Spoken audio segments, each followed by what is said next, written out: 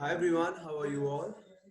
Since you all know that we were doing chapter number 1, so we're gonna continue the same chapter today, right? Okay, so here I go. I'll share my screen with all of you.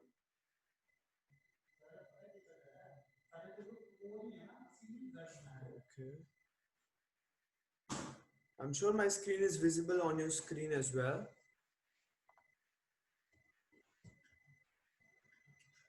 Here I go.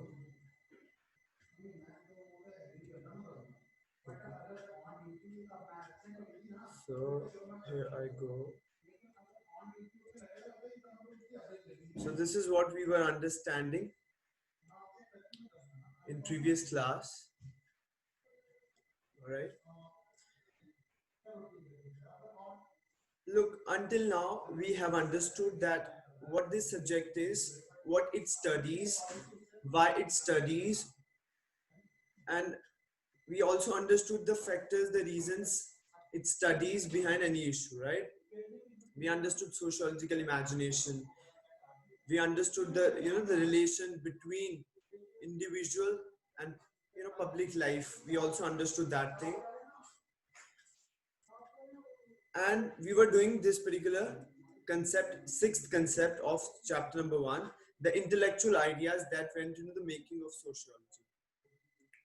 Look, we have understood many things regarding this particular subject, but how this subject came into being or how this subject was established as a successful discipline, we're going to understand that. What are those intellectual ideas behind the successful implementation or the successful establishment of this subject? We're going to understand that. So there are two aspects.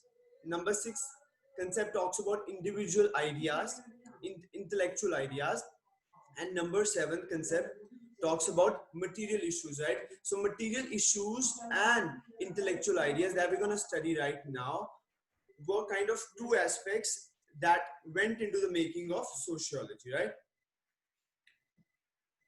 Why we started studying concepts, it is going to tell us all those things. And remember that since we all know that it is the scientific study of society, right? Since this subject is a scientific study of the society, so for that we need to classify society, right? If we will able to classify the society in the best way possible or through the help of intellectual ideas. Now what are intellectual ideas? Intellect means something that is intellect. Now intellect means something which is based on reason, something which is rational. So intellectual ideas are those ideas that are having reasons behind, that are based on intellect, that are based on facts rather than based on feelings or sentiments, right? So intellectual ideas are those ideas which are well backed by the reasons, which are well backed by the evidences, right? So intellectual ideas really help us to classify this particular subject, right? And when we were able to classify the subjects properly, and then only we started this subject, then only the need to have this subject arised, because it was very important, was extremely important to classify the society first, right? And how we classified the society? We classified the society through the intellectual ideas, and when we were able to classify the society, then we start discussing or understanding the society through this particular subject. So it was important to classify the society, right?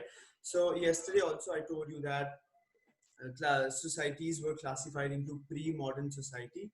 This one I'm using my cursor, pre-modern societies and modern societies, right? And how could they able to understand these two types of societies? Because there were certain travelers, look at that, I'm using my cursor, there were certain travelers, there were certain colonial administrators, there were certain people who wrote certain things regarding the society, right? So they had their account, it means they had their information in their books. So when all these sociologists, famous sociologists, renowned sociologists, Auguste Comte, Karl Marx, and Herbert Spencer, when all these sociologists understood their books, understood their account, they actually able to classify the society, right? So we're gonna read right from here. Okay, the intellectual ideas, I've already told you that. What are intellectual ideas? Ideas that are based on reasons. So, influenced by scientific theories of natural evolution and findings about pre-modern societies made by early travelers, people who used to travel a lot around the world, what they did is that they used to write books, they used to write certain journals, they used to write certain details about the different societies, right?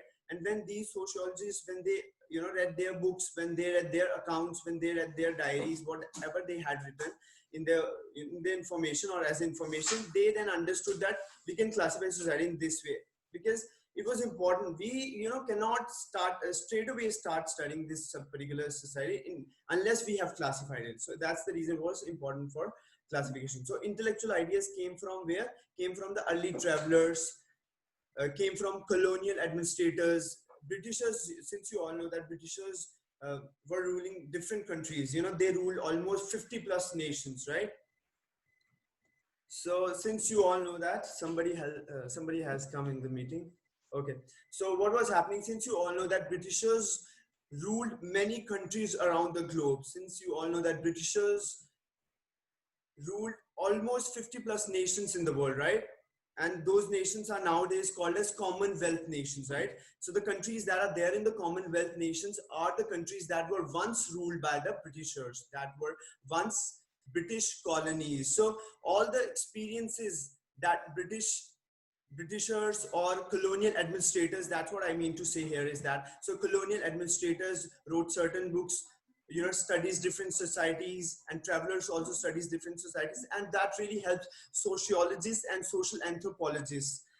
That really help these two set of people to classify society into two different types: pre-modern society and modern society, right? Now, what are social anthropologists? You all might be thinking that what are social anthropologists? Social anthropologists are those people who specifically or primarily study only the culture of a society, only a culture of a country, only a culture of a state. But sociologists, they do broader study. They study almost everything that's there in the society. But when we talk about social anthropologists, they only study the culture, because we all know that culture differs from states to state, culture differs from society to society. There are different cultures, and in India also there is variety of culture, right? And how we can understand that? Since we all know that India is a matriarchal society, India is a men dominating society, but within India there are certain states, there are certain sections of the society that are patrilineal, that are India is a patriarchal society, means men dominated society, but there are certain states or there are certain regions in India which practice matriarchal society. Now, matriarchal society are those societies where women dominate, where women head the family, where women give directions, where women have the authority and power. But patriarchal societies are those societies in which men dominate. So we have got a lot of diversity. So what social anthropologists do here is that, so what social anthropologists do here is that they study only culture. It was really important for me to make you understand what are social anthropologists. So social anthropologists only study the culture. Their primarily focus is on culture. I'm sure you understand. Look, I have to keep on explaining the new terms that are coming in the chapter, because then only you will able to have a good foundation. Then only you will able to understand things further than when we will understand the chapters ahead, right? So it is important for me to give you explanation of every new word that is coming into the chapter. Kindly text me if you are understanding what I'm trying to make you understand. Kindly text me.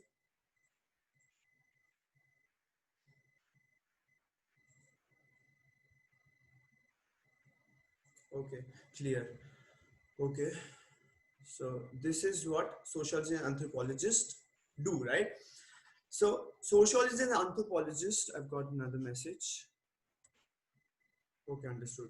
So what happens there is that, so intellectual ideas literally helped sociologists and anthropologists to classify society, because all those travelers had already traveled a lot in the entire world. So they were they were more able to classify the society, or through their accounts, through their books, through whatever they had written about the society. These sociologists and social anthropologists could able to actually classify the societies. So August Comte, who's also known as father of sociology, and he used this term in 1938. I've already told you about this.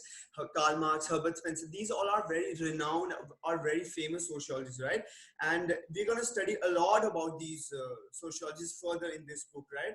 So you got to remember that these names, right? These three names are extremely important, and we are going to study a lot about them, right? And so two types of societies, pre-modern society and modern societies. I've already discussed that what are modern societies and what are pre-modern societies, right? Okay. After that, such an evolutionary vision assumed that the West was necessarily the most advanced, and civilized non-Western societies were often seen as barbaric and less developed. The Indian colony experience has to be seen in this light. Look, look, what they want to say here is that material issue. Okay, so what they want to say here is that, so after classifying societies into two different sections, there came an evolutionary vision. It was a kind of evolutionary vision. They were trying to understand the development of the society. Obviously, evolution means something that is related to development, something that is related to growth, right? So what they have assumed, what they have understood out of that, I'm talking about Westerners, what they used to say, or what they used to understand out of this context, is that they used to say that Westerners are very advanced, they are very civilized, they are developing, or they have developed, more as compared to the non-Westerners. They would always consider the Indian society, they would always consider the Indian subcontinent and the the countries that are there in the eastern side, they would always consider those countries as barbaric, means uncivilized. They would always consider those societies as undeveloped or less developed societies, right? So they had that kind of vision regarding us. So that's the reason it is written here that the Indian colony experience had to be seen in this light. So what do you mean by this particular line? This particular line has a very deep meaning. How we can say this? Because when Britishers start making colonies here in India, they started watching, or they started observing the Indian society as a very less developed or very barbaric kind of a society. That's the reason they were saying that we need to develop this society. That's the reason they started doing certain developments in the form of railways, in the form of factories. They started setting up factories. They started changing the education system of India. So that's how we understood that they were considering the Indian society as barbaric or less developed as compared to the Western society. That's the reason they wanted to bring change in the Indian society, right? I'm sure you are understanding what I'm trying to make you understand, right? Okay, after that, this was a kind of first idea, intellectual idea that I discussed with you. Now we're going to understand the second idea. This intellectual idea is not only classifying society. Remember that these individual ideas are also helping you to understand the evolution, is also helping you to understand the growth, is also helping you to understand the development of a society, right? So this was a first kind of, I would say, first kind of intellectual idea that really help us to classify society and understand the evolution or development or growth of the society. Now there is another idea, intellectual idea. It is given by these intellectual ideas have certain reasons behind it, because these are not those kind of ideas which don't have don't have reason. That's the reason they are called as intellectual ideas, something which is based on intellect, right? So now we can understand the second idea in the form of Darwin's idea. Now what Darwin says that this particular person is a Charles Darwin. His full name is Charles Darwin, and he was biologist, right? This particular person was biologist. Now what did he say about the society, or the society that's there in the world? He was talking about the global society, right? He was not discussing or referring to a particular society. He was talking about the global society. So what happened, what he used to say about the evolution, what he used to say about the growth of society, he used to compare the society with the living organisms. Look what is written here.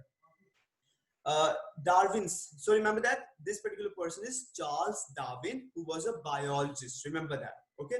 So Darwin's idea about organic evolution were a dominant influence on the early sociologist thought. So his idea, since just like the intellectual ideas of travelers, just like individual idea of colonial administrators, help sociologists and help social anthropologists to understand the classification of the society. In the similar way, Darwin's idea had also a lot of influence in the sociological thought. It really helped us, to understand the evolution, the growth, right? So what actually we understand out of this particular paragraph is that society was often compared to the living organisms. I've already told you that Darwin's compared the society with the living organisms, okay? And efforts were made to trace the growth through stages and comparable to those of organic life. This way of looking at society as a system of parts, each part playing a given function, influence the study of social institutions like the family or the school or the social structures as stratification. Now, what do you mean by this?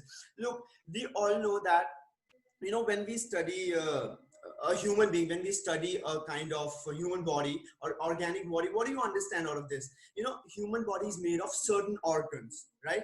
In the similar way, look, we are comparing human body, we are comparing an organic, you know, body with the society. Look, just like in human beings, organs play their role, organs, you know, play their role in the functioning of the body. In the similar way, what happens in the society, certain institutions that are there in the society, be it educational institution, be it your you know, entertainment institution, be it your medical institution, be it transport institution, be it your family, be it the caste system that is there in the society, so be it your economic system. So every system in the society or every social institution, I would rather use you know, social institution here to actually refer it to the organs. So just like organs help in the functioning of the society, in the similar way, your social institutions that are there in the society, they have also got their roles in the functioning of the society. And this is what Darwin's idea was all about, or this is how we interpret, this is how we understand the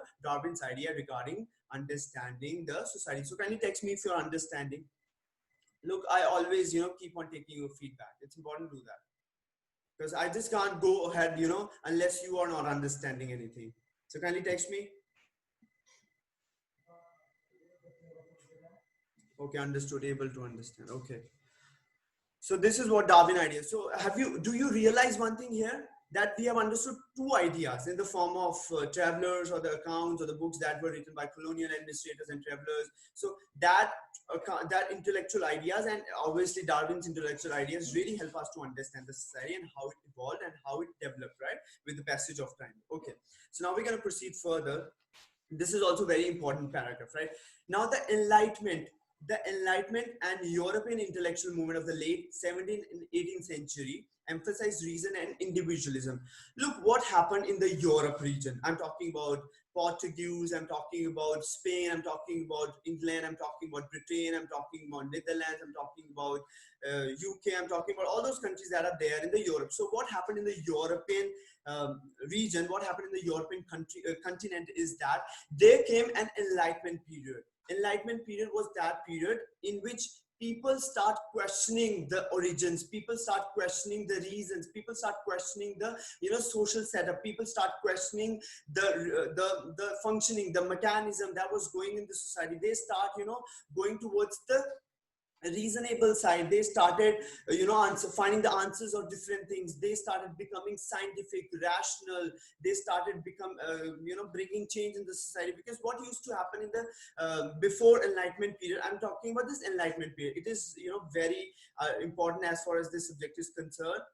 And obviously in humanities, Enlightenment period is extremely important, because that period really brought a lot of change in the European region. So what happened during that period? People start becoming scientific, people start becoming, you know, reasonable, people start asking reasons behind the existence of certain things, right? So that's what used to happen in the Enlightenment period. And this period came in the 17th and 18th century. You have to remember this. 17th and 18th century saw the Enlightenment period, in which people start asking the people start keeping the intellectual thinking, right, in themselves. So earlier what used to happen, everything was, you know, people used to relate everything with the religion, people used to relate everything with the, you know, the cosmological you know, explanations. People used to think everything in the universal way, that everything is related to the 9 planets, and everything is related to God, and everything is related to, people used to understand everything through the religious base. But that was not scientific, that was not reasonable. So people start coming out of that mindset, people start coming and starting doing reasoning and started becoming rationalizing. And what happened due to the Enlightenment period, you know, factories started becoming you know, set up, industries started coming. So Enlightenment period not only changed the mindset of the people, but it also changed the social structure, you know, of the society. So this is a little bit introduction that you really needed to understand. So look at that, what is written in Enlightenment period, especially in the 17th and 18th century in the Europe, they emphasize reason and individualism, right? earlier society was considered as a united whole, but now individuals were gaining their importance. People started giving emphasis on the individual. People started actually, what do you mean by individualism here? Individual means to here, actually this word means to say that people started becoming liberal. People started becoming, getting freedom, right? So everyone was given equal right, and these kind of things started coming in the European region. So reason was emphasized, individualism was emphasized, right? So there was also great advancement of scientific knowledge. I've already discussed a lot about this. There was also great advancement of scientific knowledge and a growing conviction that the methods of the natural sciences should be extended to the study of human affairs, right? For example, poverty, right?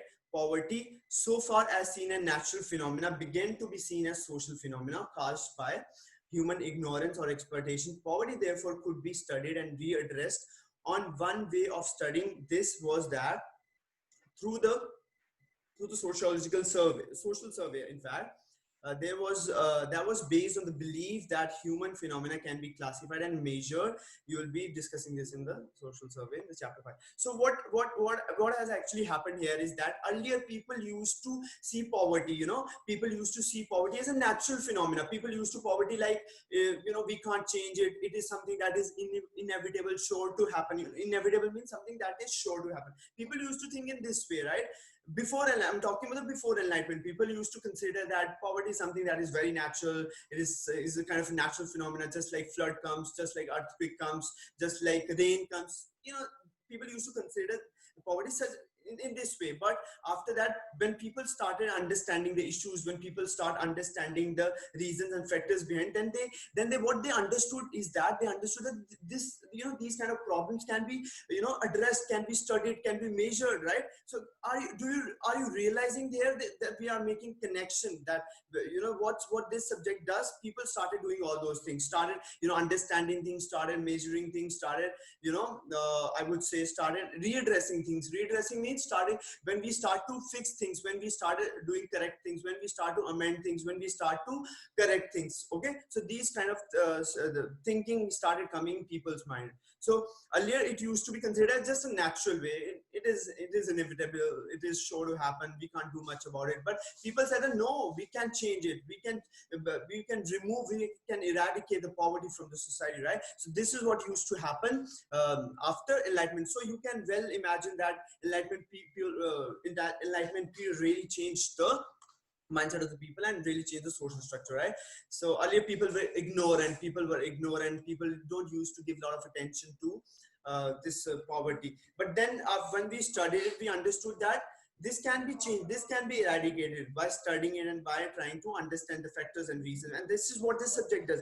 Are you realizing the connection? Are you realizing the link between the enlightenment period and intellectual ideas, the all those classifications of society that was important for sociologists to study the society? This is what used to happen. Okay, after that, thinkers of early modern era were convinced that progress in the knowledge promised the solution to all social evils. You can easily understand by this particular statement. Thinkers of the early modern era were convinced. They actually accepted the enlightenment period. Yes, progress in the society can be made if we start understanding things in a much better way. We will be rational and intellectual in our approach, so we can find solution. Okay, for example, Auguste Comte. Look at that, this particular socialist again come here. So Auguste Comte, who is a French philosopher, considered to be the founder of this particular subject. I've already told you a lot and numerous times about this particular thing.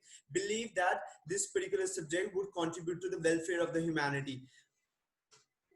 If you have listened me correctly, I have used this word welfare earlier also. So what happens if we start understanding the problems, if we start understanding the reasons and the factors behind any issue, then we can really lead to the welfare of the society. I've given you the example of how government implements certain policies. Government implement or practice certain policies through what? Through the research, through the study that these sociologists do on certain issues. So eventually what happens? Eventually we go, eventually we usher ourselves towards the welfare of the society. This is the only way, no other way is there to actually go for the welfare of the society. What is welfare? Welfare means well-being, success of a society, prosperity of society, equal distribution, no discrimination. Everyone is having equal rights, everyone is having equal life chances, nobody is discriminated. And it used to happen before, enlightenment people, enlightenment period, or it used to happen before when people were not educated. Right now people are getting equal opportunities and they are getting education, and this is what, resulting in the welfare of the humanity. I'm sure you understand what I'm trying to make you understand. Okay, so you just need to listen me, in an attentive manner, and I assure you that you will understand everything, right? Because I just can't go ahead without, making you understand things, right? So I'm sure you have understood what you have understood. I'm sure you have understood this particular sixth concept in the form of intellectual ideas that went into the making of sociology, or in the making of this particular subject. I'm sure you have understood it, right? Okay, so we started the class at almost 11, so it's 11:30. We have got about five odd minutes, 5 to 7 minutes in this class, and we'll utilize this as well, right? Okay, so this was the sixth concept that we have understood. Yes, intellectual ideas. Okay. Okay, so talking about this next concept, talking about the seventh concept, the material issues that went in the making of socialism. This particular concept is very much related to the previous concept. Like enlightenment came, industries start being set up in the European region. Okay, so these kind of things are related to this particular concept as well. So the industrial revolution was based upon a new dynamic form of economic activity, capitalism. Look, now here, before we go ahead, it's important for you to understand industrial revolution. It's important for you to understand capitalism. Look, after enlightenment period, I'm sure you understand enlightenment period in the 17th and 18th century. So after enlightenment period, what happened? Industries start becoming set up in the European regions. So there came the capitalism. Now what is capitalism? Capitalism is a social system. It is a feature of a particular society in which people own capital. I always try to give you clear and simple explanation regarding things so that you can retain it for a longer time. Now, capitalism, what is capitalism? Capitalism comes out of capital. Look, in a particular society, people are owning capital in the form of factories, in the form of industries, right? So what is happening there is that they are running their industries, they are running their factories, and they are trying to collect more and more money. Remember that before enlightenment period, or before when the people were not developed, people don't have any interest in collecting money. But the moment capitalism came, the moment industrial revolution came, industrial revolution comes out of capitalism, or capitalism come out of industrial revolution. You got to understand this, right? When industries are set up, people start collecting capital, people start expanding their capital, right? So people start taking interest in collection of money, people start taking interest in the accumulation of money. So that's how capitalism came in European region, and it actually changed the entire side of the system. Earlier people used to work in the fields, earlier people used to work in the agriculture. Earlier societies were agrarian societies are those societies that are based on agriculture. People don't have any connection, people don't have any link with the industries, people don't have any link with the accumulation of money, people don't have any interest in accumulating or in collecting the wealth, right? But when industries start setting up in the certain societies, they came capitalism, then the entire social structure of the society changed. People start working in the industries, people start working in the factories, right? So that's how capitalism is. We're going to study a lot about this capitalism ahead also. So for this particular time, I think it was important for you to understand or have a little bit understanding about these two terms. So look at what is written here.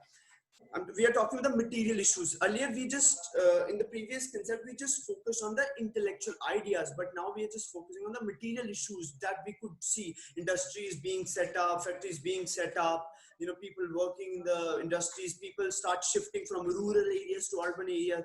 Urbanization is also coming. Are you realizing the impact that your industrial revolution or capitalism is actually having on the society?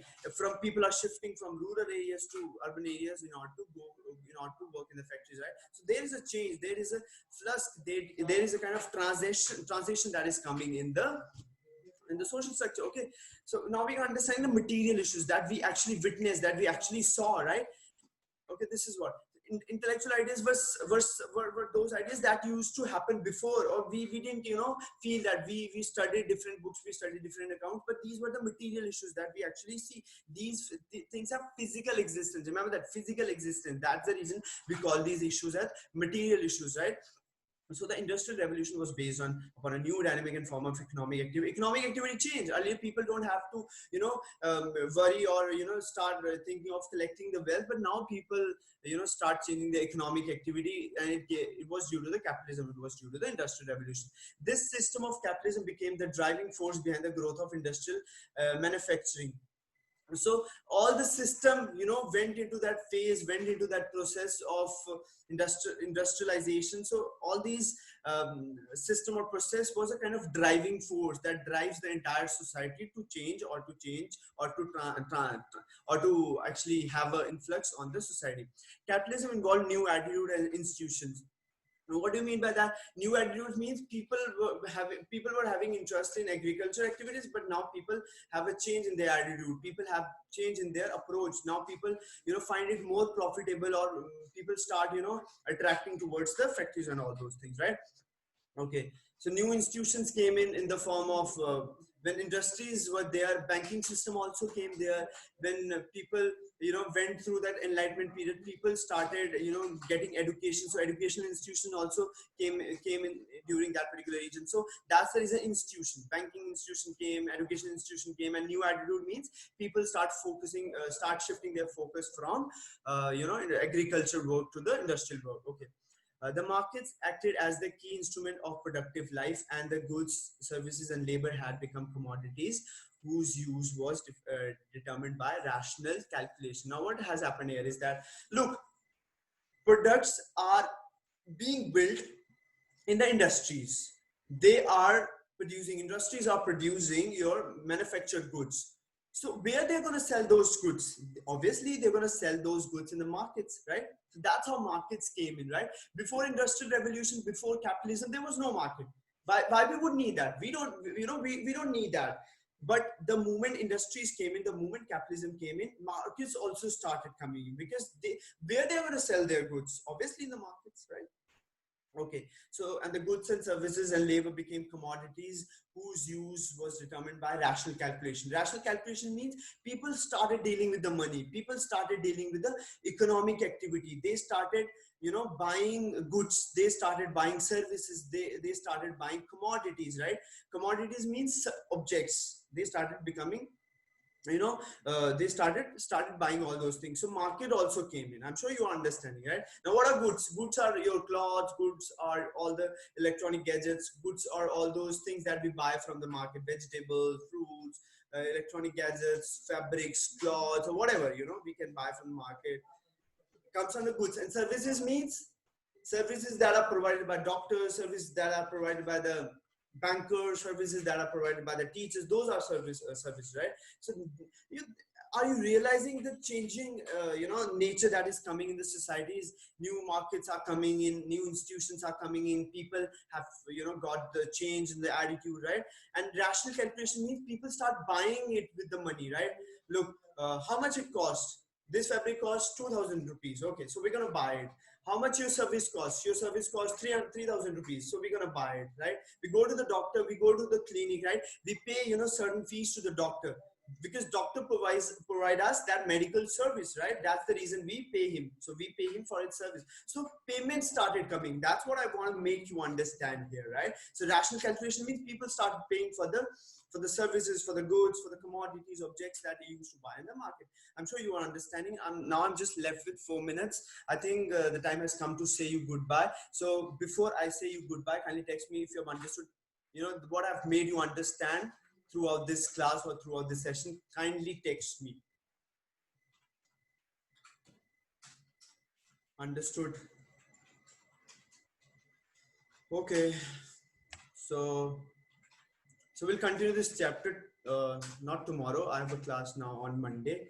So we'll continue this chapter on Monday as well. I think we just need now 2 to 3 classes, or if not less. I think we will able to complete this chapter now within two more classes. Now you have to attend these 2 sessions, and then we'll able to complete this chapter. All right. So no doubt. Okay. Okay. So it was a very, foundational kind of a chapter. It was important because this particular chapter is actually giving you the foresight. This chapter is actually giving you the, the good foundation, right? Then only you will able to understand the further chapters. This chapter is actually very important for the further understanding of this book, right? So, so as I've already told you, the time has come to say you goodbye. Okay, I think I should stop share this video. Okay, so until then, take care all, stay safe, stay at home, and God bless you all. Bye bye. Bye.